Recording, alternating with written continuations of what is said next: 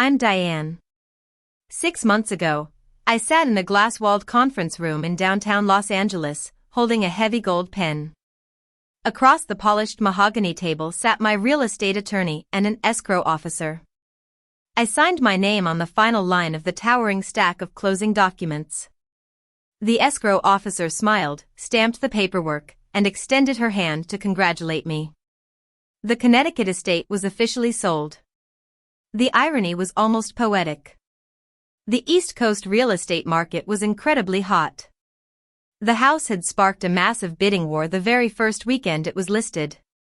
It sold for significantly over the asking price entirely in cash to a wealthy tech executive relocating from Manhattan.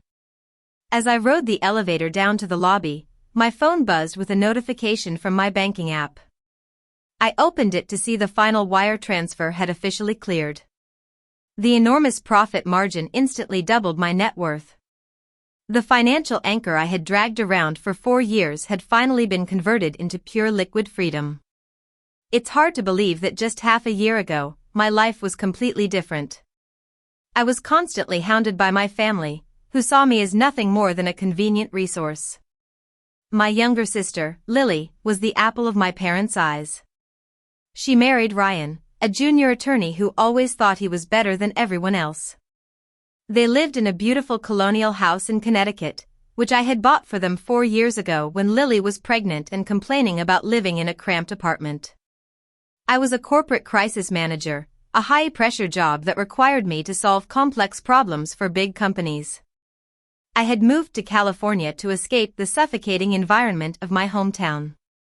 For a whole year, I enjoyed the peace and freedom of the West Coast, away from the constant judgment and demands of my family. Then, one day, my phone rang. It was Lily.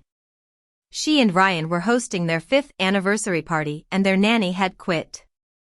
She demanded that I fly across the country on short notice to babysit their kids so they could throw a fancy party for Ryan's law firm partners. I was shocked by her audacity. I calmly refused, but that was just the beginning of the storm. Lily and Ryan were furious. They called me selfish and ungrateful.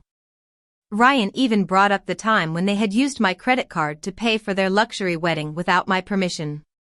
They claimed it was an investment in the family, but in reality, it was a blatant act of theft. I reminded them of the $40,250 they had fraudulently charged to my card, but they dismissed it as a minor issue. My mother, Victoria, was no better. She called me, scolding me for not helping my sister. She said that my career was nothing compared to family, and that I should be honored to be part of their special weekend. She painted a picture of Lily and Ryan as the perfect couple, and me as the jealous and selfish older sister. I tried to explain that it was not a simple favor, but she wouldn't listen. She threatened to cut me off from the family if I didn't comply. I was done being their doormat. I refused to let them manipulate me anymore.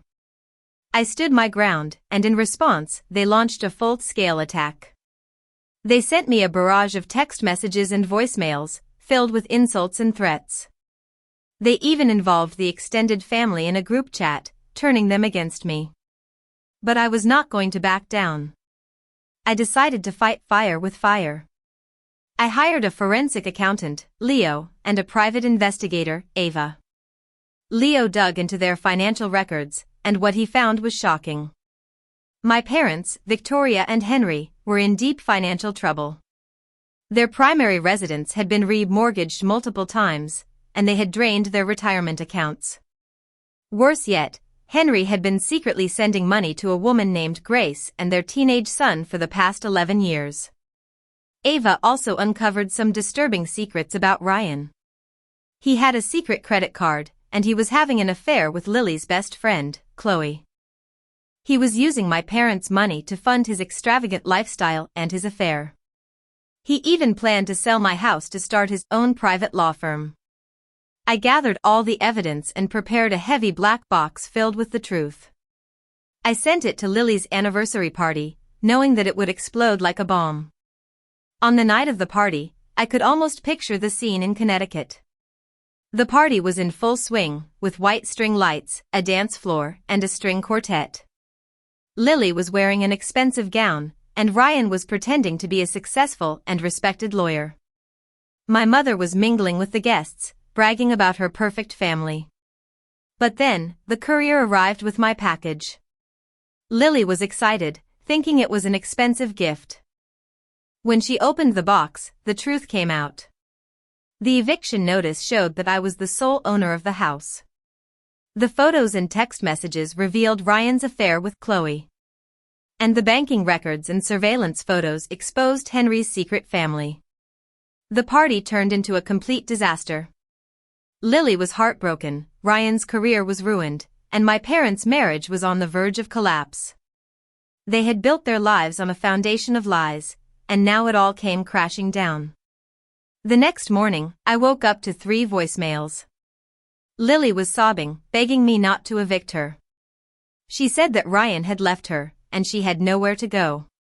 My mother was in a panic, asking me to wire her $20,000 so she could hire a divorce attorney. My father, Henry, called to apologize. He said he was a coward and that he was sorry for letting my mother treat me so badly. I listened to their voices, but I felt no pity. They had brought this on themselves. I decided to have a final conversation with them. I accepted their FaceTime audio group call. When they started rambling, begging me to undo everything, I cut them off. I told them that for years, they had treated me like an inconvenience, used me for their own gain, and tried to destroy my reputation. I made it clear that the bank was closed, and that Lily had 29 days to vacate my property. I also told my mother to figure out her own divorce and debt problems. After that, I blocked them all. I built a digital wall around my life, ensuring that their toxicity could no longer reach me. Now, as I look back on that experience, I realize that walking away from a toxic family is not a sign of weakness. It's the bravest thing I've ever done. I've surrounded myself with people who truly care about me, my chosen family. We enjoy each other's company, share stories, and have a great time. I've learned that true family is not defined by blood, but by love, respect, and trust. And I'm finally living a life on my own terms, free from the chains of my past.